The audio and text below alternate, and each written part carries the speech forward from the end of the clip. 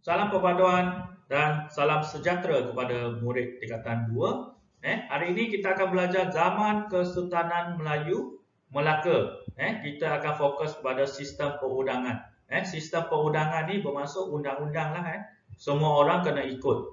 Undang-undang ini semua orang kena ikut. Di negara kita ini kita ada undang-undang tertinggi yang dinamakan perlembagaan. Perlembagaan ni undang-undang yang tertinggi lah. Raja, pemimpin, rakyat, masyarakat kena ikut. Kalau tak ikut undang-undang ni, anda akan dipenjarakan, ataupun kes anda akan ke mahkamah. Okey, so Putri, ada exam ke cikgu? Yes, ada exam. Exam pertengahan tahun. Kita masih cikgu-cikgu SMKDSN ni masih tunggu green light. So akan ada exam. So belajar dengan cikgu Ciu, kamu dapat skor. Alright. So pengenalan, kita teruskan kelas kita. So pengenalan, Kesultanan Melayu Melaka ini, Kesultanan Melayu Melaka ini pemimpin dan di mana diketuai oleh raja ini telah memperkenalkan sistem perundangan yang mantap. Yang mantap ni maksudnya kukuh lah, kukuh yang baik untuk masyarakat Kesultanan Melayu Melaka. Hal ini telah melonjakkan Kesultanan Melayu Melaka ke arah gemilang. Gemilang itu maju, aman, maju dan aman, kebilangan, kebilangan, maju, aman, dan semua orang kenal what is Kesultanan Melayu Melaka di Asia Tenggara. So undang-undang yang ada di Kesultanan Melayu Melaka ini ada dua. Satu ialah Hukum Kanun Melaka. Ini undang-undang di darat. Kena ingat ni, ingat sampai form 4, form 5 nanti. Hukum Kanun Melaka, undang-undang darat, kemudian undang-undang laut Melaka tu confirm lah di aktiviti yang berkaitan dengan kelautan. Ada darat, ada laut. Kemudian kita tengok isi-isi penting sejarah.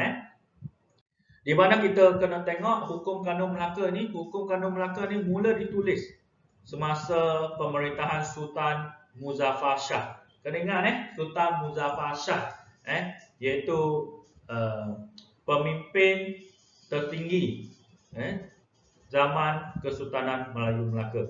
Undang-undang ini disusun secara teratur, sistematik, semasa pemerintahan yang diteruskan oleh Sultan Mahmud Shah. So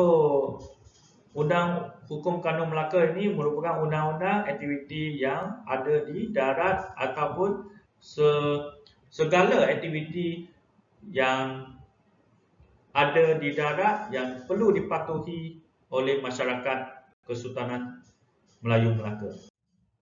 Kemudian undang-undang ini mengandungi 44 fasa.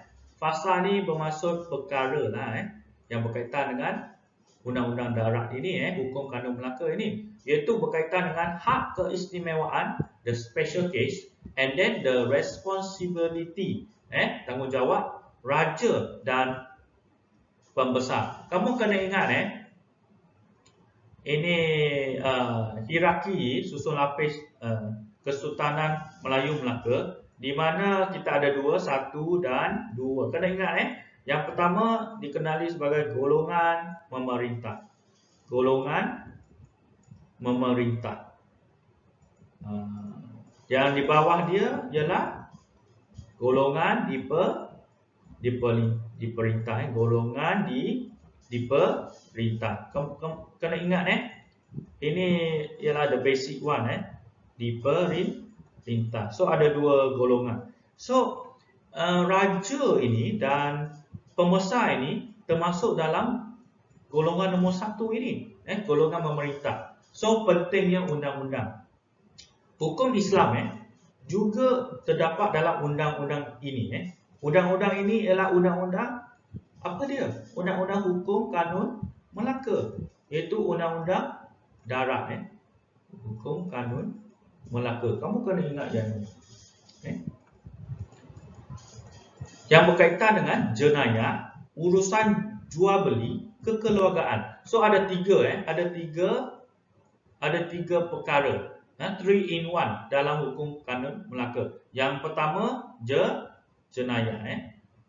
Siapa yang buat salah akan dihukum. Kemudian urus jual beli, bisnes, dan kekeluargaan. Itu yang dikaitkan dengan hukum kanun Melaka, Undang-Undang Darat pada zaman Kesultanan Melayu Melaka. Kemudian kita tengok fungsi Kesultanan Melayu Melaka dalam aspek hukum kanun Melaka ni. Apa peranan dia?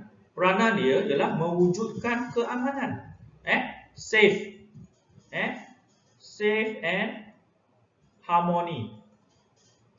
Selamat dan harmoni. Safe is bahasa Inggeris, selamat is bahasa Melayu, dan menjamin keselamatan rakyat. So rakyat tak akan takutlah apabila keluar rumah atau di mana-mana. Sebab ada hukum kanun Melaka. Faham? So rakyat ni bermaksud rakyat tidak boleh bertindak melakukan apa-apa yang salah di sisi hukum kanun Melaka. Jenayah di dalam negeri Melaka dapat diatasi, diatasi ataupun dapat diselesaikan, can be solved criminal dengan baik dan tersusun, terurus. Faham? Sebab adanya hukum kanun Melaka. Kamu kena ingat hukum kanun Melaka ni ada 3. Tadi Cikgu Ciu dah cakap. Yang pertama ialah jenayah. Betul Yang kedua berkaitan dengan ekonomi. So tak boleh tipu. Yang ketiga ialah kekeluargaan, berkaitan dengan family. Telah ada pada waktu zaman Kesultanan Melayu Melaka, iaitu hukum kanun Melaka. Kemudian kita tengok Undang-Undang Laut Melaka pula. Undang-Undang Laut Melaka ni Cikgu Ciu cakap aktiviti yang berkaitan dengan kelautan. So kita tengok undang-undang ini siapa yang tulis? Sultan Mahmud Shah. Sultan Mahmud Shah yang tulis, iaitu pemimpin raja atau sultan di Melaka ketika pada masa itu, tentang peraturan pelayaran. Pelayaran, you know right? Pelayaran guna kapal layar, dan perdagangan.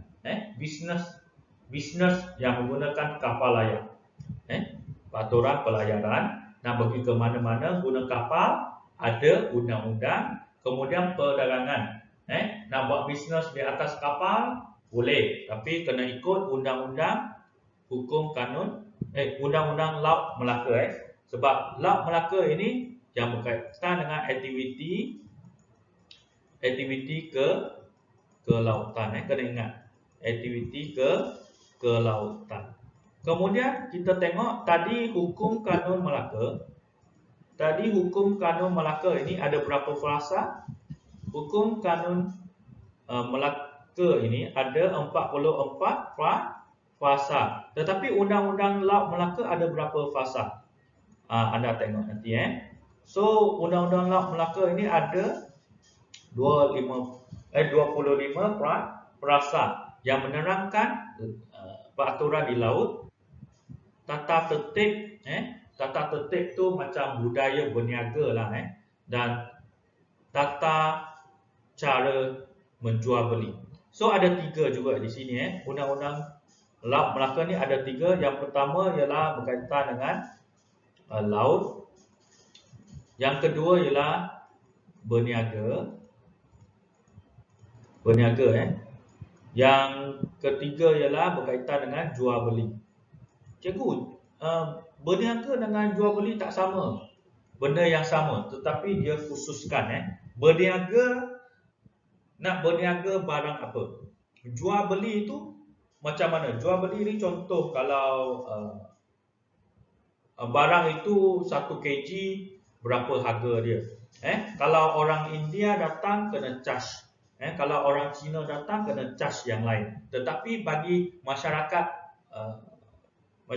Melaka tak perlu charge. Itu tata jual beli. Alright. Kita akan belajar detail nanti dekatan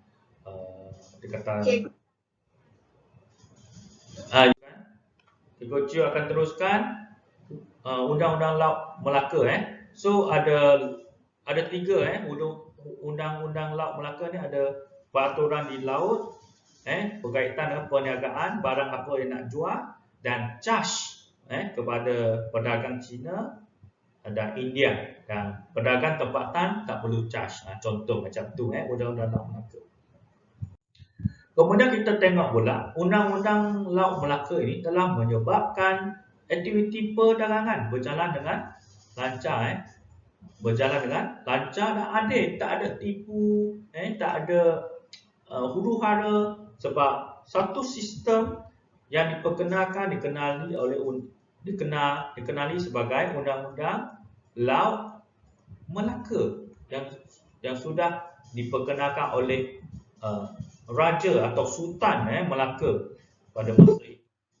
So tak ada jenayah, tak ada tipu, tak ada sistem yang ucap kacir, semuanya lancar dan adil. Keadaan ini memberikan keyakinan kepada para pedagang. So para pedagang ni suka datang ke Melaka lah.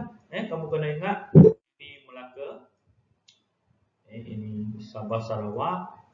Kemudian kita dah tahu sini.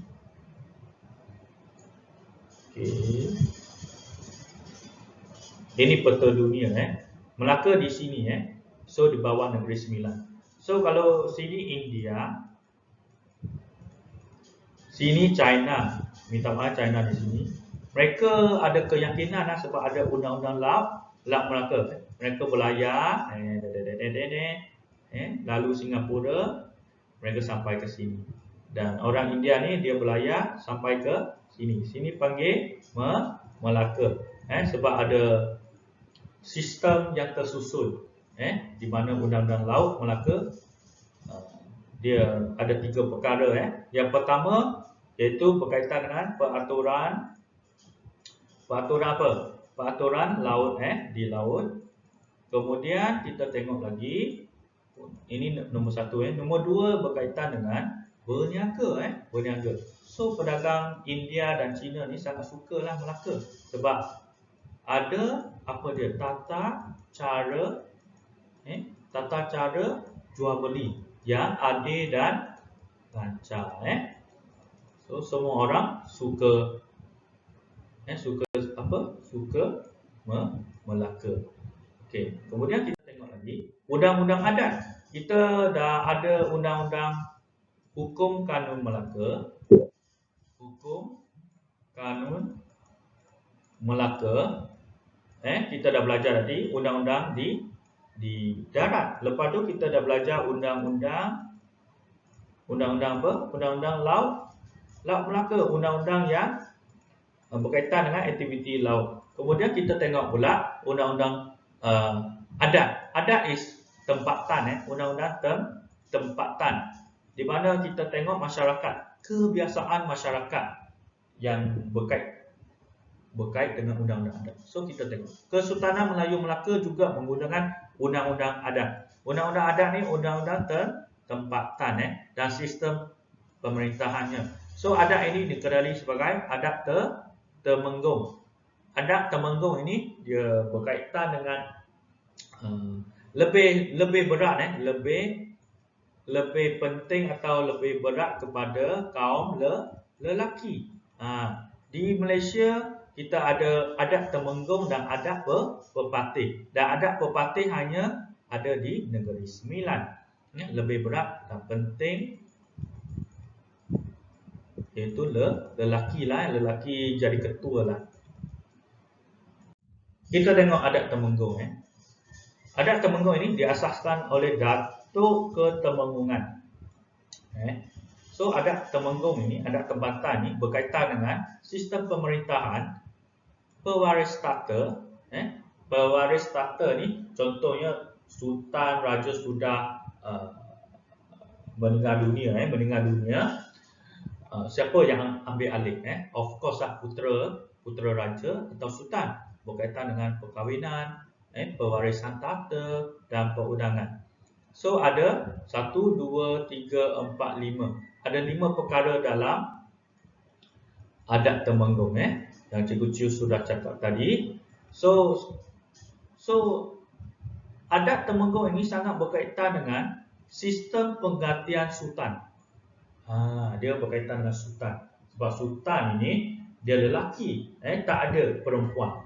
Kalau perempuan kita panggil permaisuri, iaitu isteri kepada sultan. So itu tahta kerajaan, warisan kerajaan ini diwarisi oleh anak lelaki yang sulung. Of course, kalau sultan sudah meninggal dunia, so maka putera raja itu akan ambil alih kedudukan sultan atau raja itu. So adat Temenggung ini dia mengamalkan Temenggung ini, kita tengok skop pemerintahan. Adat Temenggung ini dia berlandaskan sistem pemerintahan beraja. Kemudian kuasa tertinggi ini terletak di tangan sultan atau raja, dan membolehkan sistem pewaris tahta berlaku secara teratur. Of course lah, sultan mangkat ataupun meninggal dunia akan diambil alih oleh putera sulung, sultan untuk ambil alih tapak peninggalan ayahnya. So itu kelebihan adat Temenggung, secara teratur, tidak kucak-kacir. Kemudian kesimpulannya, kita kena tahu leadership, kepimpinan raja yang berwibawa ini, yang baik, yang bagus, baik dan bagus ini, sistem pentadbiran yang mantap, kesungguhan melaksanakan sistem undang-undang telah membawa kepada kegemilangan Kesultanan Melayu Melaka. Kegemilangan Kesultanan Melayu Melaka ini kita akan belajar the next class, macam mana majunya Kesultanan Melayu Melaka. Ini mewujudkan kestabilan politik. Politik bermaksud satu pentadbiran yang mantap, sistematik, teratur. Lepas tu kemakmuran ekonomi. Kemakmuran bermaksud ekonomi, wang. Ekonomi maju.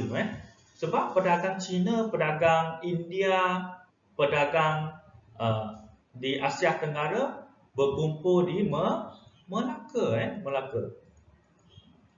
Kemudian kita kena tahu apabila ekonomi politik stabil, kesihatan ataupun keamanan terjamin, kesejahteraan hidup rakyat terjamin. Kemudian kita kena tahu sebagai rakyat Malaysia ni, sewajarnya setiap rakyat Malaysia kena mematuhi, mendaratkan undang-undang, demi keamanan dan kesejahteraan negara. Of course kalau rakyat Malaysia semua ikut undang-undang negara, kita akan dapat menstabilkan politik, meningkatkan ekonomi dan suasana aman damai, perpaduan antara kaum Cina, Melayu, India dan kaum Bumiputera boleh hidup secara bersama, boleh hidup bersama secara aman, tidak ada pergaduhan. So ini latihan. Siapa yang sudah beli buku kerja, anda boleh buat muka surat 41 lah. Kemudian siapa yang tak ada buku kerja, siapa yang ada buku kerja juga, anda kena menyiapkan soalan 2, 3, 4, 5, 6. Apa fungsi hukum kanun Melaka? Apa peranan hukum kanun Melaka? Of course menjaga keamanan. Kamu akan tengok slide yang awal-awal cikgu share tadi. Jelaskan undang-undang laut Melaka yang mengandungi 25 fasa ini. Ada 3 perkara yang penting yang Cikgu Chiu sudah share tadi, iaitu berkaitan dengan peraturan di laut, berniaga dan tata cara semasa berurusan di Pelabuhan Melaka. Kamu hurai sikit 3 isi, 3 huraian yang ini 6 akad. Siapa yang mengasas adat Temenggung? Ingat lagi ya? Tadi Cikgu Ciu cakap Datuk ke Temenggungan. Lepas tu adat Temenggung ini berkaitan dengan apa? Berkaitan dengan apa? Cikgu Ciu sudah terang tadi. Kamu cari balik slide di atas itu. Pada pendapat anda, mengapakah sistem perundangan penting dalam kehidupan? Yang ini Cikgu Ciu nak highlightkan. Ini soalan kebat, soalan kebat. So kamu kena guna otak untuk fikir. So mengapakah sistem perundangan ini penting dalam kehidupan? Mengapa? Kamu fikir sendiri. Cikgu Ciu bagi cadangan, jawapan cadangan. Yang pertama ialah masyarakat akan berdisiplin. Masyarakat akan berdisiplin. Sebab ada peraturan mereka kena ikut. Itu yang pertama. Urai sikit. Nombor 2 berkaitan dengan apa? Akan melahirkan negara yang aman dan maju. Sebab apa? Sebab semua rakyat mengikuti kadar jenayah turun. So tak adalah suasana kucak-kacir yang berlaku. So 4 markah. 1 isi, 1 huraian. Alright. So sekian, terima kasih untuk hari ini. So saya harap anda boleh menyiapkan tugasan anda sebagai murid, melaksanakan kewajipan anda sebagai murid, dan stay safe, selamat belajar dan menyiapkan tugasan Cikgu Ciu pada hari ini. Sekian, terima kasih.